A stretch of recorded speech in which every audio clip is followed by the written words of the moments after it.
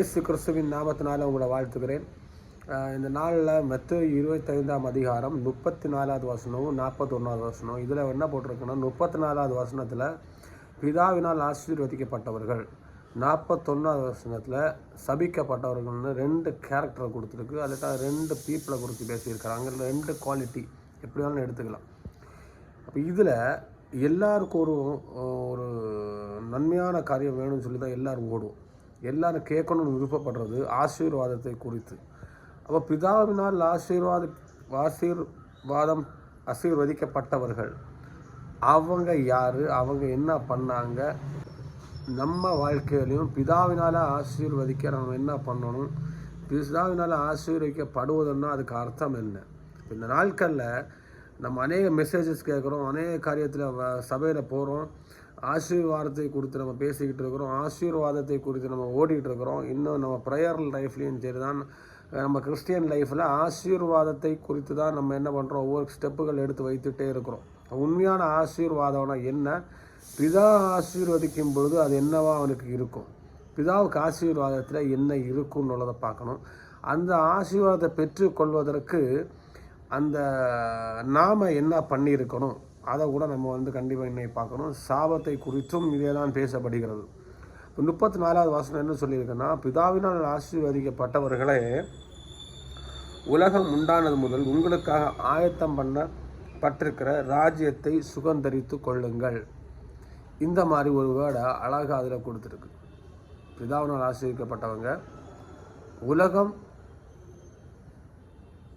உண்டானது முதல் உங்களுக்காக ஆயத்தம் பண்ணப்பட்டிருக்கிற.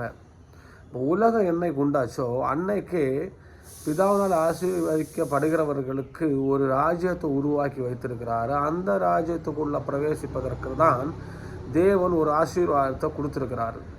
அப்போ தேவனுடைய ஆசீர்வாதம் என்னன்னு பார்த்தீங்கன்னா, நமக்காக உருவாக்கி வைத்திருக்கிற ஒரு ராஜ்யம். அந்த ராஜ்யம் என்னன்னா பரலோக ராஜ்யம். அந்த ராஜ்யத்தில் யார் அரசாண்டு கொண்டிருப்பாங்கன்னா, நம்முடைய தேவனாக இயேசு கிறிஸ்து அதில் அரசாட்சி பண்ணிக்கிட்டு இருப்பார். அப்போ அவர்கிட்ட போகிறது, அவர்கிட்ட நம்ம போய் சேர்றது தான் என்ன, பிதாவினுடைய ஆசீர்வாதமாக இருக்கிறது. பிதாவால் ஆசீர்வதிக்கப்பட்டவர்கள் அவருக்கு வலது பக்கத்தில் நிற்கும்படியாகவும், அந்த ஆசீர்வாதத்தை பெற்றவர்களுக்கு ஒரு ராஜ்யம் கொடுக்கப்படுகிறது. அந்த ராஜ்யம் பரலோக ராஜ்யமாக இருக்கிறது.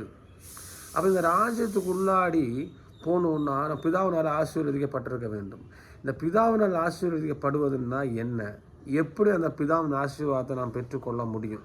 அது தொடர்ந்துள்ள பகுதியில் நீங்கள் 35 இருந்து 40 வரை நீங்கள் படித்தீங்கன்னா தெரியும்.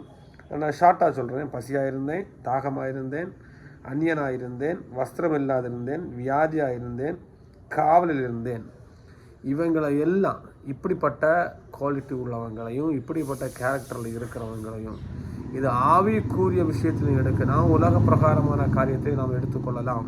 மனதளவில் ஒருவன் பாதிக்கப்பட்டிருந்தாலோ, பசியாக இருந்தாலோ, சங்கிலியில் கட்டப்பட்டிருந்தாலோ, பிசாசினால் பாதிக்கப்பட்டிருந்தாலோ, இன்னும் சொல்ல போனால் தாகமாக இருந்தாலோ, வஸ்திரம் இல்லாமல் இருந்தாலோ, அவனை விசாரிக்கிறவராக நம்ம இருந்திருக்கிறோமா? இனி ஒன்று, வேர்ல்டு லெவலில் பார்த்தீங்கன்னாலும் இதே இதுதான். நம்மளை சுற்றி அநேக பேர் கஷ்டத்தோடு நஷ்டத்தோடு இருக்கிறாங்க, ஒரு எதிர்பார்ப்போடு இருக்கிறாங்க, ஒருவேளை சாப்பாடு வழி இல்லாமல் இருக்கிறாங்க, துணி இல்லாமல் இருக்கிறாங்க, கட்டப்பட்டவர்களாக இருக்கிறாங்க, நோயப்பட்டவங்களாக இருக்கிறாங்க, இன்னும் சொல்லப்போனால் வாழ்வதற்கு தகுதி இல்லாதவர்களாக புறம்பே வைத்திருக்கிறவர்களும் இருக்கிறாங்க. இவங்களை எல்லாம் நம்ம போய் விசாரித்தோமா, அவங்க கூட பழகி கொண்டோமா? இப்படி செய்து கொண்டிருக்கிறவங்க பிதாவினால் ஆசீர்வதிக்கப்பட்டவர்கள். அவர்களுக்கு கண்டிப்பாக என்ன இருக்கும், நித்திய ராஜ்யத்தில் ஒரு இடம் கண்டிப்பாக இருக்குது. இனி ஒன்று இருக்குது, சபிக்கப்பட்டவர்கள். அது பிதாவினால் சபிக்கப்பட்டவர்கள் அல்ல, இந்த உலகத்தினால் சபிக்கப்பட்டவர்கள், சாபத்தை ஏற்றுக்கொண்டவர்கள். இவர்களுக்கு இடம் எங்கேன்னு பார்த்தீங்கன்னா, சாபத்தை ஏற்றுக்கொண்டவர்கள், சபிக்கப்பட்டவர்கள், அவர்களுக்கு இடம் எங்கேன்னு நீங்கள் பார்த்தீங்கன்னா, ஆயத்தம் பண்ணி பெற்றிருக்கிற நித்திய அக்கினியிலே போடுங்கள். அப்போ இவங்களுக்கு ஒரு இடம் இருக்குது. நான் எப்போவுமே சொல்கிறது தான், ஆசீர்வாதம் தேவனோடு இருக்கிற ஒரு அனுபவத்தில் இருக்கிறவங்களுக்கு பரலோக ராஜ்யம் இருக்குன்னா, சாபத்துக்கு உள்ளாடி இருக்கிறவங்க, பாவத்துக்கு உள்ளாடி இருக்கிறவங்களுக்கு ஒரு இடம் இருக்குது. அது நித்திய நரகமாக இருக்கிறது, அக்னி கடலாக இருக்கிறது. இந்த இடத்துல போய் போடுங்கன்னா அந்த இடத்துல வார்த்தைகள் வருகிறது. யார் அந்த இடத்துல போவாங்கன்னா, அதுக்கு முன்னாடி நான் சொன்னது போல் நம்ம உலகத்தை சுற்றி அநேக பேர் இருக்கிறாங்க. ஸ்பிரிச்சுவல் லெவலில் கட்டுண்டவர்களாக இருக்கிறாங்க, பசியாக இருக்கிறவங்க, வேர்ல்டு லெவலில் கஷ்டப்படுறவங்க. இவங்களை எல்லாம் விசாரிக்காமல் நாம் செல்ஃபிஷாக இருக்கிற ஒரு அனுபவம். நம்மளை மட்டும் பைபிள் படிக்கிறோம், நாம் தேவனை ஆராதிக்கிறோம், இன்னொரு ஆள் கஷ்டத்தை பகிர்ந்து கொள்ளாமலும், இன்னொரு ஆள் கூட நம்ம மிங்கிளாகாமலும், இன்னொரு ஆளுக்கு உதவி செய்யாமலும் இருக்கிறோம் என்றால் நாம் எல்லாம் என்னன்னா சபிக்கப்பட்டவர்களாக இருக்கிறோம். ஏன்னா உண்மையாக தேவனுடைய அன்பையும் தேவனுடைய சுவிசேஷத்தை ஏற்றுக்கொண்டு மறுபடியும் பிறந்து ஸ்நானம் எடுத்து தேவனுக்கென்று நிற்கிற பிள்ளைகள் சும்மா இருக்க முடியாது. சொல்ல போனால் இன்னொரு ஆளுக்கிட்ட நம்ம சுவிசேஷத்தை சொல்லாமலோ இன்னொரு ஆளுக்கு கிட்ட நம்ம போய் அன்பாக பழகாமலோ இருக்க முடியாது.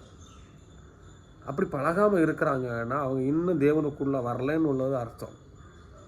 அப்போ இப்படி தேவனுக்குள்ளார் வராதவங்களுக்கு என்ன இருக்குன்னா சபிக்கப்பட்டவர்களாக இருக்கிறாங்க, பாவத்துக்குள்ளே இருக்கிறவங்களாக இருக்கிறாங்க. பாவத்திலேருந்து வெளியே வந்தவங்க, சாபத்திலேருந்து வெளியே வந்தவங்களுக்கு குவாலிட்டி தான் ஃபஸ்ட்டில் இருந்துச்சு. தேவனால் ஆசீர்வதிக்கப்பட்டவர்கள். அந்த ஆசீர்வதிக்கப்பட்டவர்களுக்கு குவாலிட்டியை தான் நான் முதல்ல சொன்னேன். Doing something for people.